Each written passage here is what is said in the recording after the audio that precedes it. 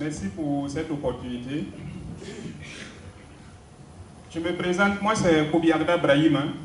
Je suis nutritionniste.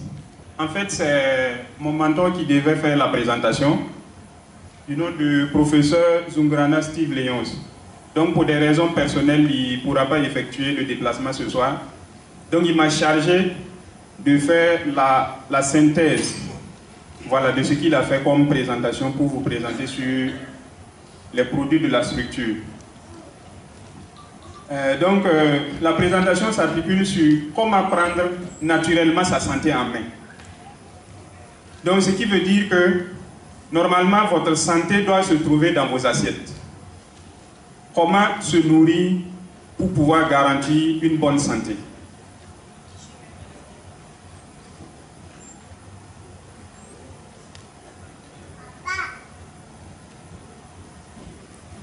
Donc la présentation va s'articuler sur le plan que vous voyez. Après une introduction, il y a une évidence.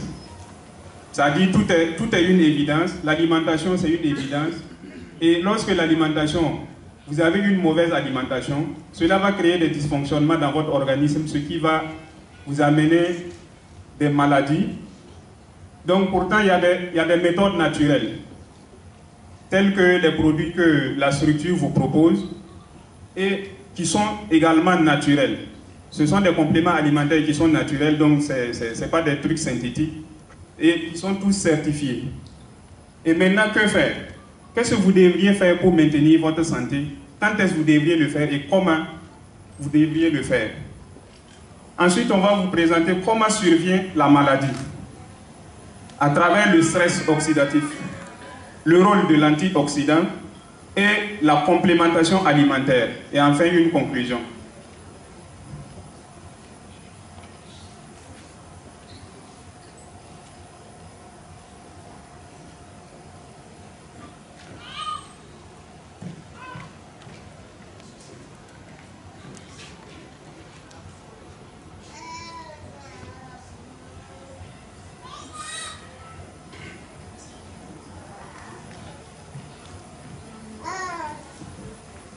Donc l'alimentation est sans doute le facteur qui influence le plus notre santé. Comme je le disais sans plus tarder, c'est-à-dire votre santé, le bien-être de votre organisme se trouve dans vos assiettes. Pourtant, le constat de nos jours est qu'une mauvaise alimentation qui entraîne des maladies cardiovasculaires, les cancers, l'obésité et le diabète. Ce qui constitue, ces différentes pathologies-là constituent actuellement les nouvelles épidémies. Donc manger sert à nourrir, à réjouir et à réunir. Donc ça veut dire manger reste d'abord un plaisir et doit le demeurer. Donc il faut trouver de la sensation dans ce que vous mangez, dans ce que vous ingérez. Donc il n'y a pas de mauvais aliments. Seuls les excès sont mauvais pour la santé. Donc il faut une modération à chaque consommation. Il n'y a pas d'aliment parfait, excepté le lait maternel. Et ça, c'est pour les nourrissons. Parce qu'il y a un abus de langage, les gens disent souvent le lait est un aliment complet. Oui, le lait est un aliment complet, mais seulement pour les nourrissons. Il n'y a pas d'aliment indispensable. Seuls les nutriments sont indispensables. Donc, une bonne alimentation est égale à un apport à l'organisme. C'est l'alimentation qui apporte à l'organisme les nutriments nécessaires pour être en bonne santé. La malnutrition, elle se retrouve sur les deux phases. Il y a la suralimentation et la sous-alimentation. Maintenant, quand on parle de malnutrition, les gens ont tendance à voir seulement la sous-alimentation. Et pourtant, la suralimentation également actuellement est en train de prendre de l'ampleur, à savoir l'obésité ou le surpoids, qui devient à nos jours un problème de santé publique. Et la sous-alimentation qui se traduit par les maigreurs et les diverses carences, qui peuvent être des malnutritions cachées. Par exemple, vous pouvez être carencé à un certain nombre de micronutriments qui ne vont pas se présenter physiquement. Vous n'êtes pas maigre, mais vous souffrez à l'intérieur. Donc on appelle ça la faim cachée. Donc le but de cette présentation est de donner quelques notions essentielles pour rester en bonne santé. Donc, Forever Living produce est une solution naturelle à travers une gamme de produits variés, de compléments alimentaires qui sont bio. Toute maladie peut tuer. Ça, c'est une évidence. Ça veut dire à l'origine, toute maladie qui attaque, tout ce qui attaque veut vaincre. Donc, à l'origine, toute maladie est là pour tuer. Donc, son évolution est naturelle, se fait vers la mort, tant que vos défenses ne se mettent pas en ligne. Donc, cette évolution peut être arrêtée par un traitement s'il intervient à temps. Sinon, au-delà d'un certain niveau, il sera au-dessous de toute ressource thérapeutique. Donc, on se soigne quand on est malade. Ça veut dire, qu'est-ce que vous devriez faire pour prévoir tout ça? Vous avez deux choix. Soit vous vous attendez, vous vous soignez lorsque vous êtes malade, ou, dans le cas contraire, vous prenez les précautions pour ne pas tomber malade. Et lorsque vous choisissez le premier choix, vous attendez de tomber malade avant de vous soigner, ça va se trouver que les lésions seront installées. Et en ce moment, ça peut être déjà trop tard. Maintenant, le deuxième choix, qui est le meilleur choix, c'est de prendre vos précautions. Vous prenez vos précautions pour éviter la maladie. Donc, pour prendre les précautions, il faut savoir que faire, comment et quand est-ce le faire. Donc, la maladie survient d'abord en attaquant la cellule, et après avoir atteint la cellule, à un moment donné, c'est un organe qui est atteint, et ensuite, c'est tout le corps humain qui souffre. Donc, une alimentation équilibrée égale à une bonne santé. Donc, des proportions précises de protéines, de glucides et de lipides, ainsi que les minéraux et les vitamines constituent l'alimentation équilibrée, à savoir entre 15 et 20% des protéines, dont un quart doit provenir d'origine animale, et 45 à 50% des glucides et 25 à 30% de lipides. Donc en ce moment, vous avez une alimentation équilibrée. Donc ces aliments vont passer dans le sang qui contient l'indispensable oxygène pour aller nourrir nos cellules.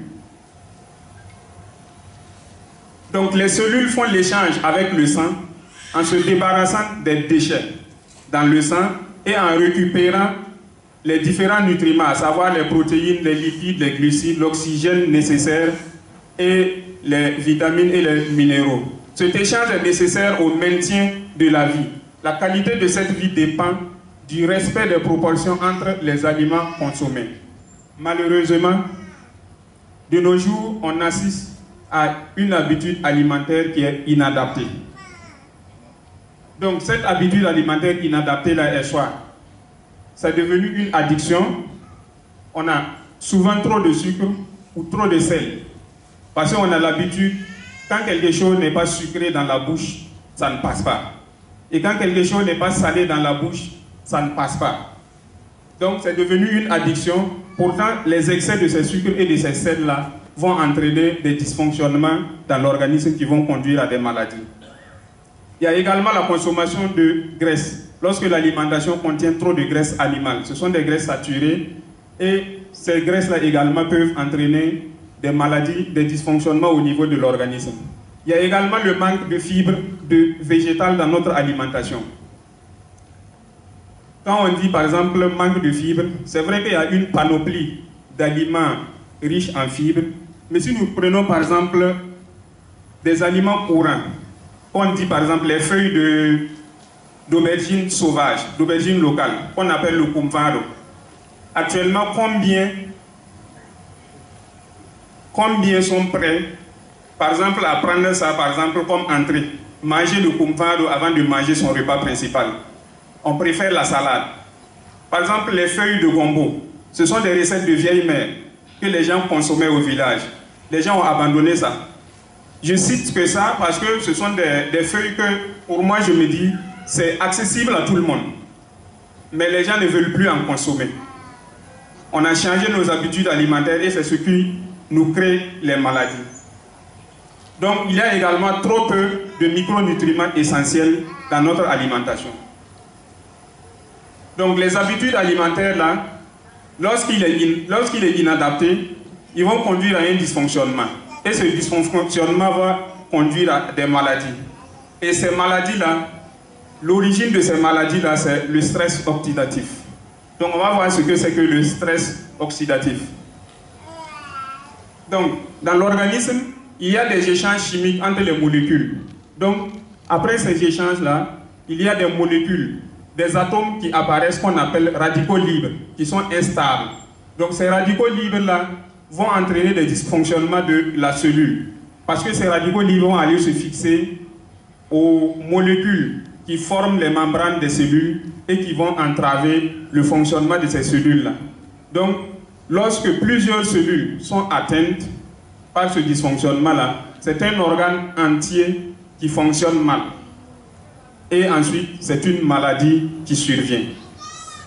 Si le noyau de la cellule qui est atteint par ce stress oxydatif-là, on peut avoir soit une tumeur bénigne comme les kystes ou une tumeur maligne comme les cancers.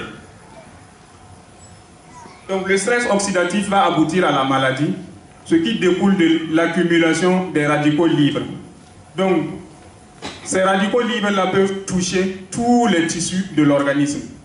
Ils sont également impliqués dans de nombreuses pathologies, comme le vieillissement. C'est-à-dire ce stress oxydatif-là va accélérer le vieillissement des cellules de la peau, donc l'apparition des rides. Donc vous vieillissez plus vite. Ça peut entraîner l'apparition des cancers, de l'obésité, du diabète, des maladies du cœur et des vaisseaux, des maladies infectieuses et des maladies dégénératives. La qualité de l'alimentation n'est pas seule en cause. Il y a aussi, entre autres, l'exposition prolongée au soleil et aux radiations. Il y a le tabagisme, il y a la pratique excessive ou mal gérée du sport, il y a l'alcoolisme, il y a le surménage intellectuel et la pollution atmosphérique. Donc, comment lutter contre le stress oxydatif? Il est intéressant de lutter contre le stress oxydatif pour rester en bonne santé, si le stress n'est pas encore installé, ou pour retrouver sa santé si le stress oxydatif est déjà installé. Donc, c'est en amont qu'il faut agir dorénavant pour bien ou mieux se porter.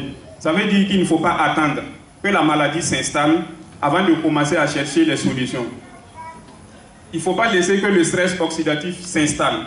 Il faut trouver un antipoison en amont. Ça veut dire qu'il faut le traiter en amont, la prévention. Il ne faut pas laisser le temps de s'installer.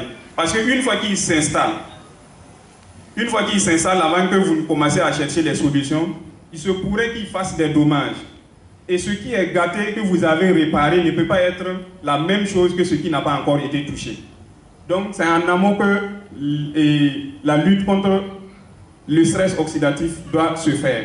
Et l'antipoison qu'il faut utiliser pour lutter en amont, c'est l'antioxydant. Donc le rôle de l'antioxydant est de procurer au radical libre ce qu'il lui faut pour retrouver sa stabilité. Puisque quand il n'y a pas d'antioxydant, le radical libre se fixe aux cellules. Alors l'antioxydant vient redonner la stabilité au radical libre. Il faut noter que les radicaux libres, ce sont des molécules qui sont produites de façon naturelle.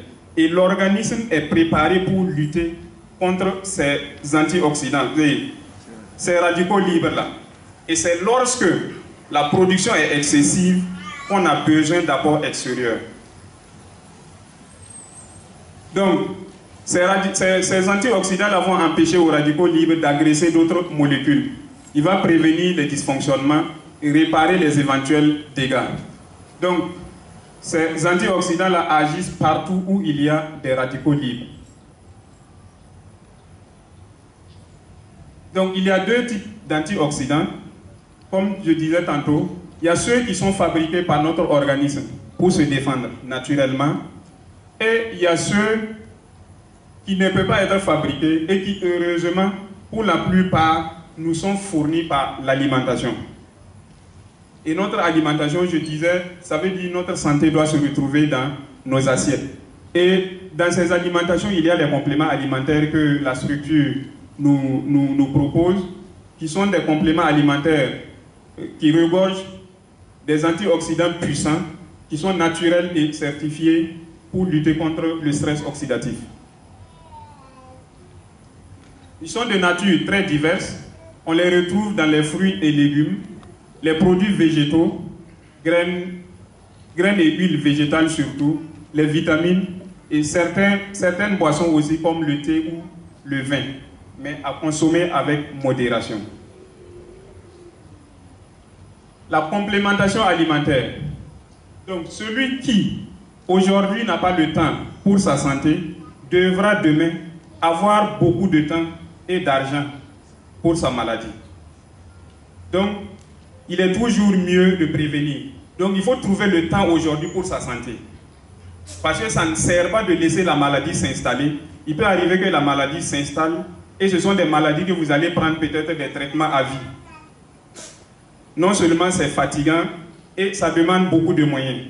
Et en ce moment, votre pronostic, si c'est votre pronostic vital qui est engagé, vous devenez une charge pour vous, une charge pour votre famille et une charge pour la société.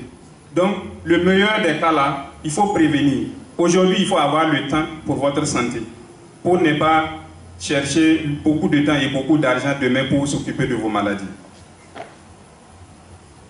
Donc, qu'est-ce qu'un complément alimentaire? Une définition, un complément alimentaire est un produit destiné à être ingéré en complément de l'alimentation courante, afin de pallier l'insuffisance réelle ou supposée des apports alimentaires. Donc, on parle d'insuffisance réelle ou d'insuffisance supposée des apports. Il est très riche en nutriments et principes actifs majeurs absolument indispensables au bon fonctionnement de notre usine biologique et au bon rétablissement de ses différentes fonctions quand celles-ci sont perturbées. Il faut noter que l'alimentation équilibrée ne garantit pas forcément, ça ne garantit pas forcément que vous aurez tous les nutriments nécessaires. Il y a la question de biodisponibilité. Pourtant, les produits que la structure, par exemple, vous présente pour les compléments alimentaires, ce sont des molécules bio qui sont très biodisponibles. Par exemple, si vous prenez le cas du fer, le fer qui se retrouve, par exemple, dans les feuilles de baobab, on crie partout que les feuilles de baobab sont riches en fer. C'est vrai, c'est riche en fer, mais quand vous le consommez, la biodisponibilité n'est pas ça. Donc, l'alimentation équilibrée là ne garantit pas parfaitement un équilibre nutritionnel. Donc, les compléments alimentaires, la consommation des compléments alimentaires se fait donc avant tout pour parer aux carences de l'alimentation moderne et à ses conséquences thérapeutiques.